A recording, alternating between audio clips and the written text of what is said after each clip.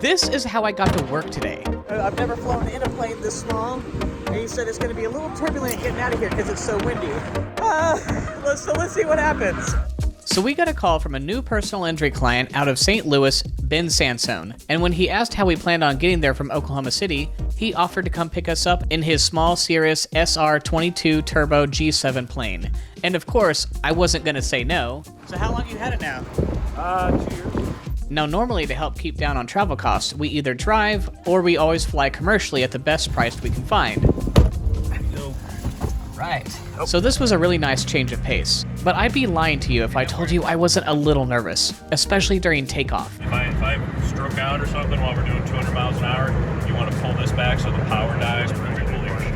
Copy that. 20 cleared for takeoff. It was pretty cloudy, so after we took off, I learned that we had to stay in constant contact with the air traffic control until it was clear, and we had about 2 hours until we landed.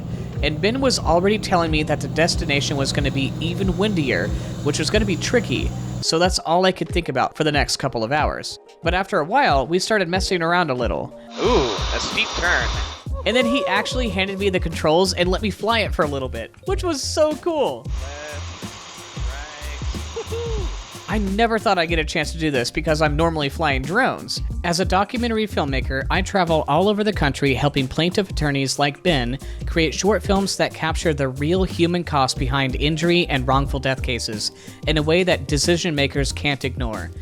We were talking about how he could use this on other cases, which made me hopeful that this was not the last time I'd be flying in this plane. But now it was time to land. And as we got closer to the ground, the entire plane was being thrown around like a rag doll, and it felt like I couldn't keep my camera steady. This was when Ben was telling me that we'd be landing on an east-west runway, but the wind was screaming in hard from the south. Oh my gosh. Which is a crosswind that pushes across the runway, so the plane has to aim into the wind and basically fly at an angle the entire approach. And if that wasn't enough, Ben was a little worried that we were going to get hit by a sudden wind gust right before we landed, which could have made things complicated. But luckily, Ben is a pro at this, and we landed safely. Mike had his first flight in a smaller airplane. Mike was a good passenger. He had to deal with a little low-level wind shear on landing, so we kind of had a lot of bounce before we landed, but we landed smooth and good flight. He was going to fly me back after we finished filming, but since it was Easter weekend, he wanted to spend some time with his family, so I just got a Southwest flight back. But I had a great time, so if you want us to come out and make a film for your client, private travel is not required, but certainly welcome.